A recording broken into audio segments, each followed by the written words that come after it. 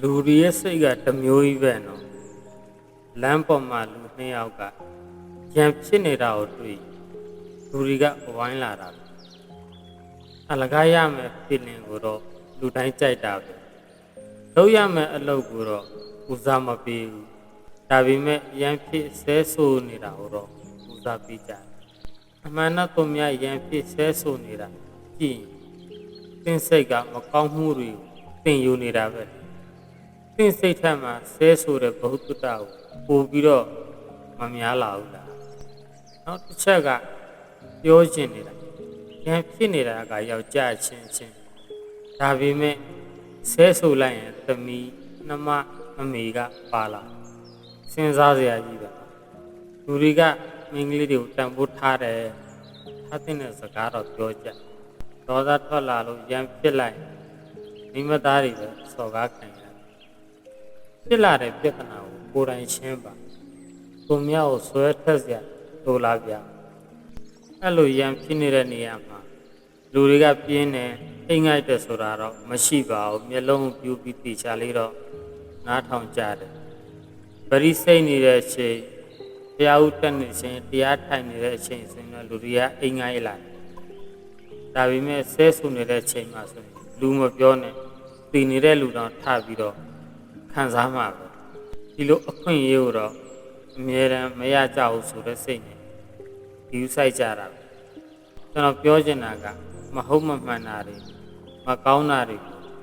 ယူဆိုင်မဲ့အစားအမှန်တရားကိုဦးစားပေးပါတရားအထုတ်ပါသင်အတွက်အကျိုးမြတ်ရှိပါတယ်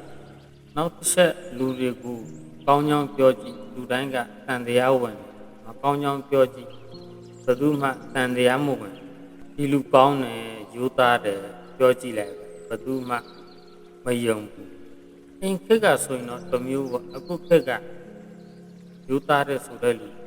မရှိဘူးလို့ပြောကြပါသူများကရိုးသားတယ်လို့ပြောမိတာကသင်အတွက်ကမှားတစ်ခုဖြစ်သွားတယ်လို့ပေါ့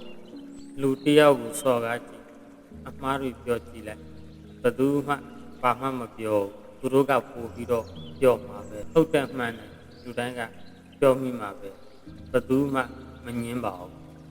အမှန်တရားပြောကြည့်လူတွေကသက်သေပြပါမဟုတ်ပါဘူးဒါပေမဲ့အမှားကိုပြောကြည့်ပါလုပ်ကြည့်ပါဘယ်သူမှသက်သေမတောင်းဆိုပါဘူးဒါကလူတွေရဲ့စိတ်တဲ့ပဲလေဒီကဘာပေါ်မှာလူကောင်းတွေပညာရှင်တွေတရားအားထုတ်သမားတွေနိဗ္ဗာန်ရောက်သွားတဲ့လူတွေကိုလူတိုင်းကတန်တရားစိတ်နဲ့မေးကြတယ်လေးလာကြတယ်ဒါပေမဲ့ဆိုးတဲ့လူတွေကိုဘယ်သူမှစိတ်ဝင်စားကြဘူး။ယာမကိုတန်တရားရှိတယ်။ဒါပေမဲ့ဓာတဂရိပေါ်မှာတော့ဘယ်သူမှတန်တရားမရှိ။ဓာတဂရိရဲ့အချက်ကိုယုံကြည်လို့ပဲယာမကိုလူတွေကသတိရကြတာပါ။သူမဟုတ်ယာမဆိုတာဘယ်သူလဲ။ပါလဲ။သိမှမဟုတ်ပါဘူး။ငရဲကပါလဲ။ဘယ်လိုလဲဆိုတာဘယ်သူမှသိမလေးလာခြင်းကြောင့်ဒါပေမဲ့နတ်ပြည်ဆိုတာဘယ်လိုလဲဘယ်လိုပုံစံလဲဘယ်လောက်ပြော့စရာကောင်းလဲဆိုတာကိုဒီတိုင်းက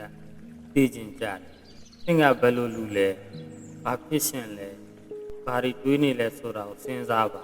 အစိုးနဲ့ပတ်သက်ပြီးဘဝကိုတော့အဆုံးမသက်ကြပါနိဗ္ဗာန်ရောက်မဲ့နိလန်းကိုလည်းစဉ်းစားပါလေးလာပါဘုရားတရားလုပ်ပါအဆူတော့မမတ်ဘောပါနဲ့ပန်းနေကိုလည်းလေးလာကြည့်ပါစဉ်းစားကြည့်ပါသင်ရဲ့ဘဝမှာပန်းဆိုတာရှိလာလိမ့်မှာပါအဆူဘလောက်ဥစားပေးပါလို့လည်းတောင်းဆိုတာမဟုတ်တချို့ပန်းဒီအဆူနဲ့တွဲနေတာလည်းရှိပါတယ်ဒီကဘာပေါ်မှာအမျိုးမျိုးပါပဲဥပမာပြောခြင်းအချိန်ကလူတယောက်ရှိတယ်သူ့သားကိုအပြစ်မရှိပဲနဲ့ရိုက်နှက်ဆဲဆူနေတယ်သူ့ကလေးကဘာအပြစ်မှမရှိဘေးအိမ်ရလူကမေးကြည့်တော့ဘာလို့ရိုက်နှက်နေတာလဲပြစ်လည်းမရှိဘာမှလည်းမလုပ်တော့သူကဘာမှလည်းမပြောကလေးကိုရိုက်เสียလားအဖေဖြစ်သူကပြောတယ်သူနောက်2ရက်နေရင်အောင်စင်းထွက်တော့မှာပါကျွန်တော်ကအခုပြီးသွားမှာမို့လို့သူသာရှုံးသွားရင်အချိန်မမီမှာဆိုလို့အခုတည်းကသူ့ပညာပေးနေတာပါလူတွေကအမျိုးမျိုးပဲလေအဲ့လိုမျိုးနေရမယ့်အစား အစိုးနဲ့အကောင်နှစ်ခုလုံးကိုတွေးကြည့်ပါစဉ်းစားပါအမှန်တော့အဲ့ဒီကလေးရဲ့အဖေကအမှန်တရားနဲ့ဝေးနေတာပါအစိုးနဲ့အကောင်ဆိုတာအမြဲတမ်းတွန်တွဲနေတာပါဒီကလေးကချုံမလားအောင်မလားသူမသိပဲနဲ့အခုတည်းကမကောင်းတဲ့စိတ်ဝင်နေတာလေတကယ်လို့အဲ့ဒီကလေးကဆံမေးပွဲအောင်သွားရင်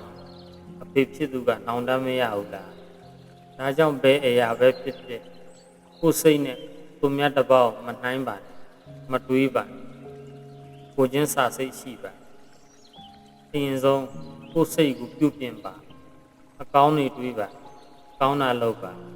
သူများကိုတတ်နိုင်ကြလောက်လဲကူညီပါဒါဒီကိုအခုကျွန်တော်ပြောတယ်ဆိုတာအမှန်နဲ့အမှားကိုခွဲခြားပြီးမှသင်ခန်းစာယူပါလေးလာပါမဟုတ်တာတွေလည်းမလုပ်ပါတရားအားလည်းထုတ်ပါသင်အတွက်အသုံးမဝင်တဲ့အမိုက်တွေကိုမယူပါနဲ့စုထားပါဘဝကိုလည်းအကောင်းဆုံးဖြစ်အောင်ဖြတ်တန်းပါကြိုးစားပါလူတွေရဲ့စိတ်ဓာတ်ကဘာကြောင့်ပြောပြရတာလဲဆိုတာသင်ကောင်းတာလုပ်ရင်ကောင်းတာရမယ်ဆိုတာကိုမှတ်ထားပါ